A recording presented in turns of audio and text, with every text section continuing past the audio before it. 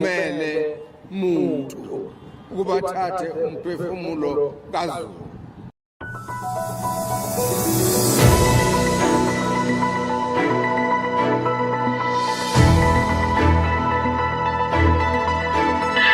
Nginibingelele ngiphinde nginamukele ezindabeni zodumo 71.4 FM. Igama lami nguPatrick wakadladlale enkandla ke esigodini ke saka Magwaza.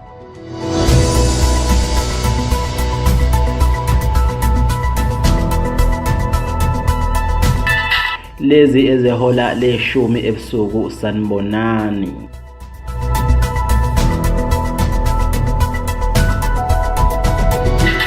Ezihamba phambili ke kuleli hola kubikwa ukuthi wayengumongameli uJacob Zuma unikwe isigwebo esingangezinyanga eziyi15 emva kokuba ke wagolozela noma wanqaba ukuya ngaphansi kwekhomishana kwaZondo.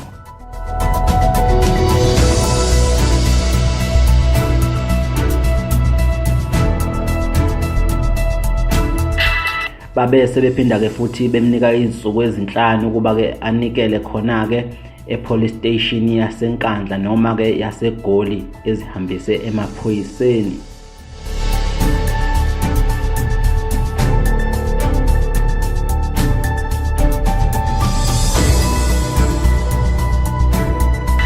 Kanti siyeza ukuthi abaseki bakhe uZuma ke bagcwele khona lapha ke emzini wakhe osenkandla bazomseka okungabalwa khona ama-MK amasosha ke omkhonto nawo lapha nathi nje cha awafuni ke ngayo uZuma aze esho qobo ethi kanti uZuma wenzeni, ethi uZuma wenzeni, njengoba ke sizwa umfanekiso ogciniwe sulalela.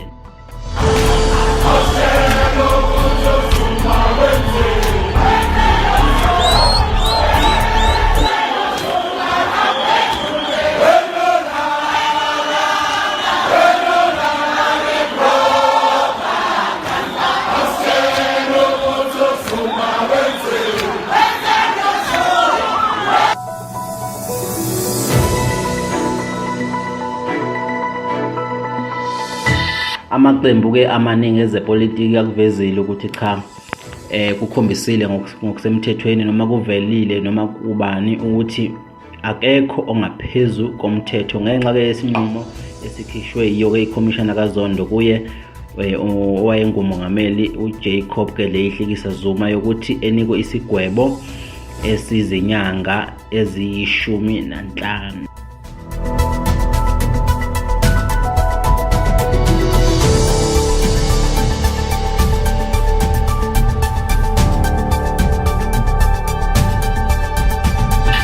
Kanti abalaleli abaningi nabo bayakuveza ngokusobala ukuthi cha umsholozi akanikele khona ngale kokuthi kuze kwehleke isithunzi sakhe.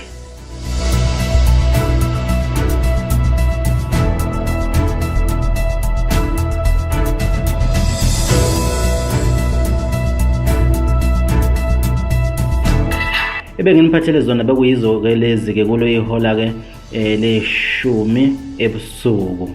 Ake senze nje bese ke sehla ngodonga njengesicabucabu sonibona ngokuzayo. Nikhumbule ukuthi ke niyakhona ukuthi ni subscribe kulo udumo 71.4 FM ku Facebook page yakhona naku WhatsApp uyakwazi ukuthi wathola ama link ezinhlelo ezigcinile, kanti uyakwazi ukuthi usithole futhi lapha yana ku YouTube channel ke ngokusearch nje uthi udumo bese ke uyasithola.